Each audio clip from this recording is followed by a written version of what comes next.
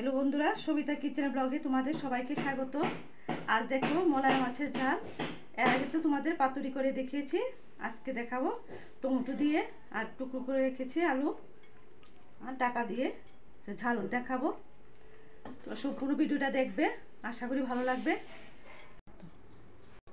কড়াই বসিয়ে দিয়ে তেল দিয়ে দিলাম। আমার তেলটাও গরম হয়েছে, নুন হলুদ মাখিয়ে রেখেছি মাছে, দিয়ে দেবো।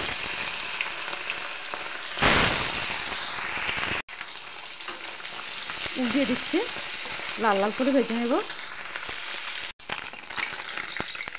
লাল লাল করে দেখো ভেজে নিয়েছি, উঠিয়ে নেব। দেখো মশলাটা দিয়ে দিয়েছি, এখন দিয়ে দেবো হলুদ গুঁড়ো,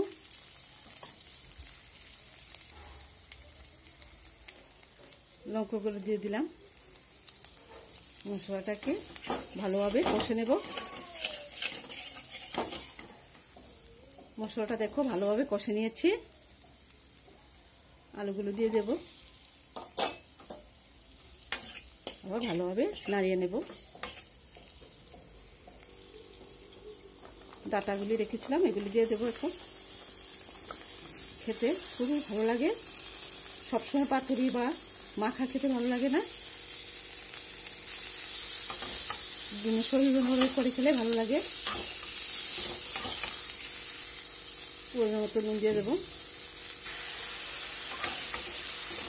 ভালোভাবে মিশিয়ে নেব মশলার সাথে। যারা আমার ইউটিউবকে, এই চ্যানেলটাকে সাপোর্ট করছো তাদেরকে অসংখ্য ধন্যবাদ। নতুন পুরান সবাইকে অসংখ্য ধন্যবাদ। এভাবে করে তোমরা সাপোর্ট করে যাবে। একবার উঠিয়ে দেখে নেব।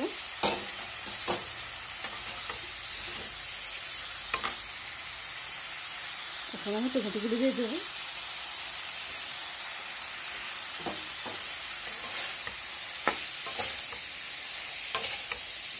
ভালোভাবে মিশিয়ে আবার ঢাকনা দিয়ে রাখবো।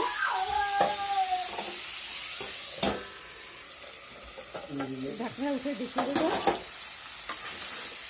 দেখুন ভালোভাবে সাবধান হয়ে গেছে। আমি গরম জল দিয়ে দেবো।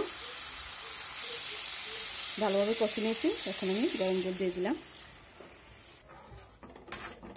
ভালোভাবে মিশিয়ে নিয়েছি। দেখো ডাটা আলু সিদ্ধ হয়ে গেছে আমার। এই যে এখন আমি মাছগুলো দিয়ে দেবো।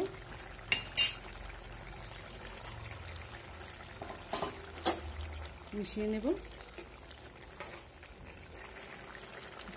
ঝোলটা ফুটে গেছে।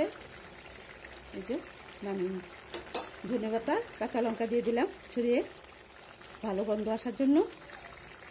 দেখো রান্নাটা দেখতে কতটা সুন্দর হয়েছে। আমার রেসিপিটা ভালো লাগলে লাইক করবে, শেয়ার করবে, সাবস্ক্রাইব করে দেবে। আর যারা ফেসবুক থেকে দেখছো তারা পেজটাকে ফলো করে দেবে।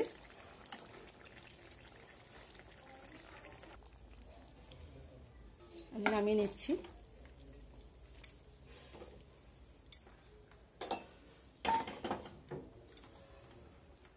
এখানে আমার ভিডিওটা শেষ করছি।